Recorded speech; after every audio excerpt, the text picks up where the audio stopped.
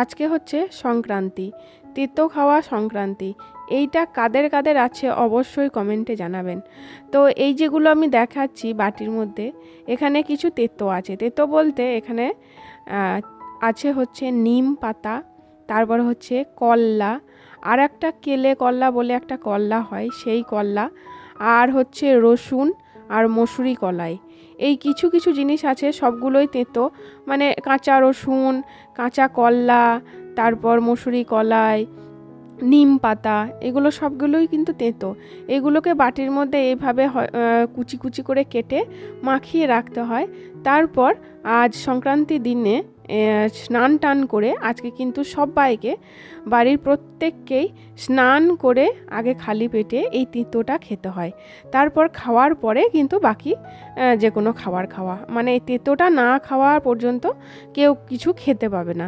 তো এই সংক্রান্তির দিনে সকালে উঠে সবাইকেই আগে স্নান করে তারপর তেঁতো খেয়ে কিন্তু তারপর বাকি সারাদিনের খাবার খাওয়া। তো এই সংক্রান্তিটা কাদের কাদের আছে অবশ্যই কিন্তু কমেন্টে জানাবেন। আজকে যেমন ভাতের মধ্যে খেতে হয় হচ্ছে কিছু সজনে শাক, তারপর আমড়া খেতে হয়, আমড়াটা আজকে খেতেই হয় আর কি, এরকম। তো মানে ডাল করলে আমড়া দিয়ে ডাল করা, এইগুলো আর কি আছে, মানে ভাতের মধ্যেও এগুলো খেতে হয়। এটা একটা সংক্রান্তি, এই সংক্রান্তিটাতেই কিন্তু এই খাবারগুলো খেতে হয়। বিশেষ করে এটাকে বলে তেতো খাওয়া, মানে আজকে দিনটাকে বলে তেতো খাওয়া। চলুন ইন্ট্রোটা এবার দিয়ে ফেলি। Hello everyone, welcome back to my channel Papiya প্রিয়ান্স ব্লগ। গুড মর্নিং, কেমন আছেন আপনারা সবাই? আশা করব সবাই খুব ভালো আছেন, সুস্থ আছেন। চলুন নতুন একটা ভিডিওতে আবার হাজির হয়ে গেছি। তো অবশ্যই কিন্তু আপনারা কমেন্টে জানাবেন যে আজকের এই সংক্রান্তিটা কাদের কাদের আছে। আপনারা যদি কমেন্ট করেন তাহলে আমিও জানতে পারবো এই কোথায় কোথায় আছে, তাহলে সেটা আমিও একটু জানতে পারবো। আমাদের এদিকে তো এই নিয়মটা সব জায়গাতেই আছে, এবার আপনারা কমেন্ট করলে আপনাদের আছে কি নাই সেটাও আমি জানতে পারবো। তো চলুন তাহলে পুজো করি। আর এই তেঁতোটা আজকে সকাল সকাল আমিও স্নান টান করে পুজো করে নেওয়ার পরে তারপর আমি তেঁতোটা খাবো, তারপরে বাকি সারাদিনের খাবার খাবো। তো চলুন তাহলে পুজো করতে করতে আপনাদেরকে কথা দিয়েছিলাম আগের ভিডিওতে যে কিছু কিছু নাম আমি নেব, আপনারা অবশ্যই বলেছিলেন ভিডিওতে নাম নিতে। তো চলুন আপনাদের নামগুলো একটু দিয়ে নিই।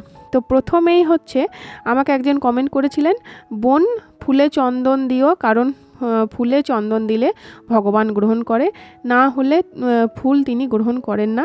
আমার নাম নিও প্রকৃতি দেব, প্লিজ প্লিজ বোন আমার নাম নিও। তো এই যে আপনার নামটা নিয়ে নিলাম, প্রকৃতি দেব আপনার নাম নিলাম। তারপর আমাকে আরেকজন কমেন্ট করেছিলেন, খুব সুন্দর লাগলো ভিডিও, তোমার সব ভিডিওগুলোই খুব ভালো লাগে, ভীষণ ভালো লাগে, আমার নামটা নিও। তো আপনার নামটা নিলাম, মৌমিতা পাগড়েই। তারপর হচ্ছে আরেকজন কমেন্ট করেছেন, ও দিদি ভাই ওই ফুলে গঙ্গা জল দেওয়ার কথা আমি বলেছিলাম, আমার নাম নিও অনুতোষ, আমার নামটা একটু নিও। তো এই যে আপনার নামও নিয়ে নিলাম, আপনার নাম হচ্ছে অনুতোষ, আপনি আপনার নামটা নিতে বলেছিলেন। তো মোটামুটি আমি কিছু কিছু জনের নাম নিলাম।